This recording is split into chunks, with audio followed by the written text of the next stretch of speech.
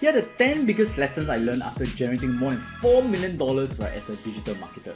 So disclaimer, this has nothing to do with complicated funnels or ad campaign strategies. So starting from completely from scratch, I work as a digital marketer for two multiple 7-figure startups from 2019 to 2020. So it's only 2 years, but I learned some of my most powerful lessons over there.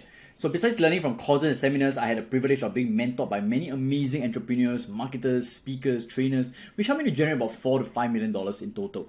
And so I'm going to share with you the top 10 lessons I learned that I hope can help you out even if you're running a lifestyle business. So hi everybody, right? My name is Mark and I help people, right, to make a $10,000 to $30,000 extra income, right, per month through their lifestyle business while having the energy, time and freedom that to do what matters the most with that. So I do all these videos, so I hope you guys to share some, get some value, right, avoid the mistakes I made, and hey, if some of you would like to work with me down the road, that would be amazing as well. If not, let's get started. First lesson, small yes to a big yes. So most people will not wake up one day and decide to pay people thousands of dollars, right? So what you want is to get folks to constantly say a small yes with less commitment and then gradually increase their commitment to a bigger yes. And yes, there are sometimes exceptions, right, where people just pay you money on the spot, right, all the way, right? But there's usually an exception rather than a norm. And I do not want to bet my business, right, with exceptions, right, but right, going with what majority of people would buy. And so what small yeses could mean, right, which is signing up for a newsletter, attending a free workshop, buying a cheaper product, a free trial, attending a one-to-one call with you, so forth, and adding amazing value to them along the way, right? Because the more they say yes, because the more small yeses they give, right, eventually, right, they'll say the bigger yes to potentially working with you through a product or service as well. So for example, even when you are watching this YouTube video, it's a very small yes on your part. And again, some of you might choose to say no to buy my product, that's fine because I'm still adding value, but some of you might choose to do my next step, which is maybe to sign up for my newsletter. Right? Instead, you'll put a link somewhere there. Right? Or right, and then eventually, hopefully, to attend me about workshops or even to purchase and to join my community where I give you my entire life's work. Number 2, stop being self-centered. So when I first started writing my ads and emails, my first question would always be, what should I write? And it was very me-focused if you think about it. However, what really jumpstarted my growth was to start asking this question instead. What would they want? What would my audience want?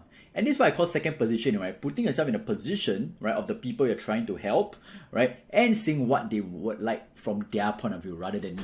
And so the more I stopped thinking about myself and putting myself in the shoes of whoever we wanted to help, the better my marketing got. So to find out about their situation, their challenges, what are their real struggles, their fears, what a typical day of them would be like. So the more I put myself in the head of them, the better I got in my marketing, right? And right, my client success, my customer success, and creating a way better product as well.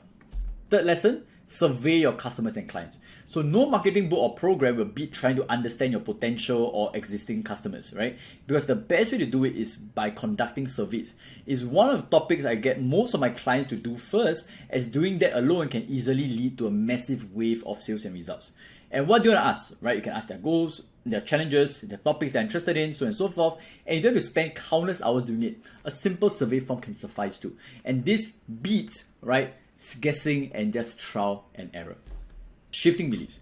So one of the most powerful questions I asked that sharpened my marketing skills was this: what beliefs can my audience adopt or stop adopting to make it more likely for them to buy from us?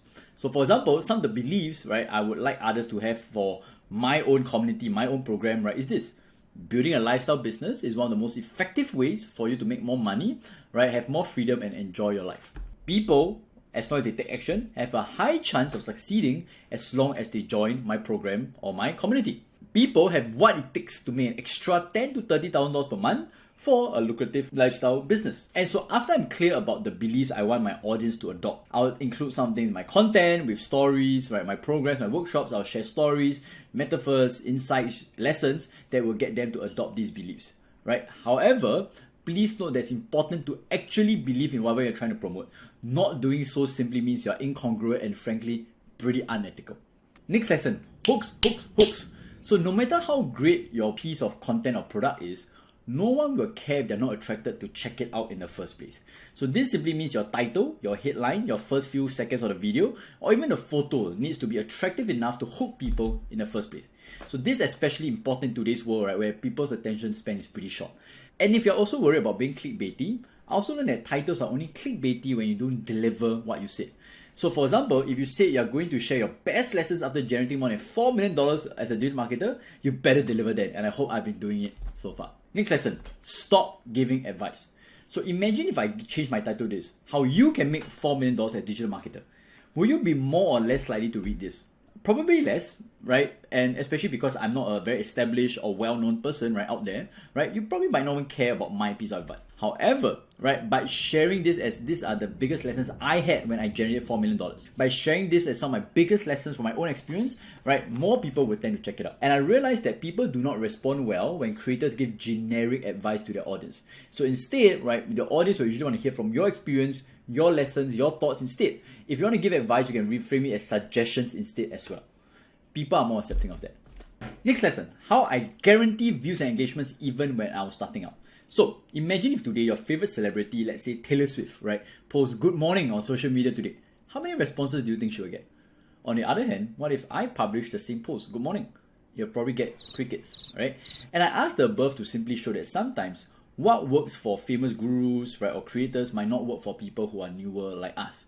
So however, after a lot of experimentation, I've realized that using any of these three strategies tend to work very well even if we are starting out.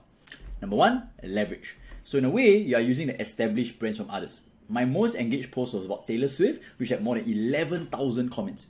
My client had more than 600,000 views talking about Tesla. My personal brand also skyrocketed after setting my interview show, interviewing amazing leaders, speakers, coaches, right? That if I didn't interview them, probably most people wouldn't know me at all. Nobody knew me then, but they definitely care about amazing guests I brought on, multiple 6 to 8 figure entrepreneurs, investors, and leaders. So the first lesson is how can you leverage and borrow credibility from people who are more famous and credible than you. Number two, trending. So trending just means simply talking about what's based on a current hot piece of news at point of time, right? One of my best ads ever, right, was one of the most poorly written ads I ever did because it was a long time ago, right, and I was still new. But it's about how the speaker would share his entire investment game plan for the new year when it was about December at the point of time. And that was something that was trending and people wanted to know what was his investment game plan. C, personal transformation. So this does not mean to show off your accomplishments, but instead to share your journey of getting there. You can also include your lessons, stories, or experiences, or any particular struggles or challenges you had to overcome to achieve it too. In fact, if you didn't realize, this entire video, right, is a personal transformation post because I'm sharing with you my things that I learned that got me some success. And, right, one thing to do is the best marketing strategy is the one you can do the longest. So in your journey, you're probably going to hear different people telling you their strategy is the best. Workshops, challenges, funnels, webinars, content, summits. What I realized is doing all of the above works, but what helps you win is simply doing what you can see yourself doing the longest. The companies I work for did the best in live workshops and events and repeating the same topics many times because they were good at it and they could do it repeatedly. They had great speakers who could speak the same thing over and over and over again. But for me personally, I prefer creating new content, doing live events only if I have something valuable to share and not doing an event just to sell or to share the same thing over and over again. And so remember, what works for someone else might not work for you. And this works the same for social media platforms or other strategies as well. Next lesson, personal brands simply work better. So in today's massive information overload, right, people are more informed and selective than ever. This is why we found that having a strong personal brand which people can see and trust works the best, especially if you want to grow your business fast. So if you have a company brand, right, you still want to build a personal brand with content and live interactions so you can get customers and sales ASAP. In today's world, right, we are moving the era of personal brand. Even big brands, right, big organizations, even usually have a personal brand to showcase themselves. And this is something we cannot ignore if you do want to make more money and, right, impact more lives. Next lesson, product and offer is always be more than marketing. So at the end of the day, the success of a business is still down to the product you're offering. World-class marketing cannot solve a crappy product. This is also why I've invested thousands into constantly upgrading what we do over here. But instead of being afraid or thinking that it's difficult to create something amazing, realize that the most powerful ingredient is simply caring for whoever you help. And if you keep caring about the other party, right, it becomes easy to create something that's amazing and profitable for your business. And that's how you ultimately win. So I hope you enjoy all these lessons, right? Let me know if you have any comments what's your favorite one, right? And I'll see you in the next video.